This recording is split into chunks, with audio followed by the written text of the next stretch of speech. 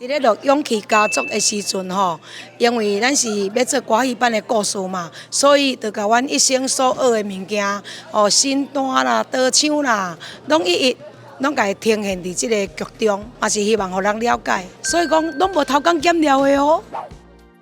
其实阮拍即出戏的当中啊，拢教阮真正咧野台戏。生活拢是共款的，因为亚兰姐伊甲编词就讲要原汁原味，就是较早的歌戏的生活，有坐脚车啊，伫外面的辛苦，像风台天即种较真实的故事。所以阮其实做即出戏对阮来讲是演歌戏的部分啦，是足简单的。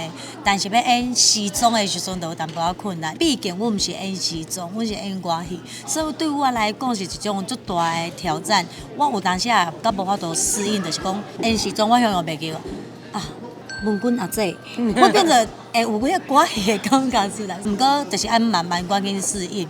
嘛足感谢讲说阮好姊妹啊，伊安尼慢慢佮伊甲我完成。你这样要讲我是你的前辈吗？无，我讲姊妹啊，我讲伊内底嘛，足够甲我带去啦，互我做安心的。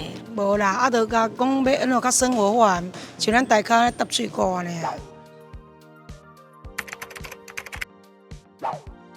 有哦，阮歌戏班有足侪禁忌哦。比如讲，阮的戏人袂当去甲伊用骹去踢，用骹踢落了吼，内面拢较会冤家。要安怎改？就是爱甲伊讲哦，赶紧拿金纸，收金啦，收金，就无这么代志啊。包括讲，阮若还袂动锣鼓，还袂办生以前，随便的人不可以去。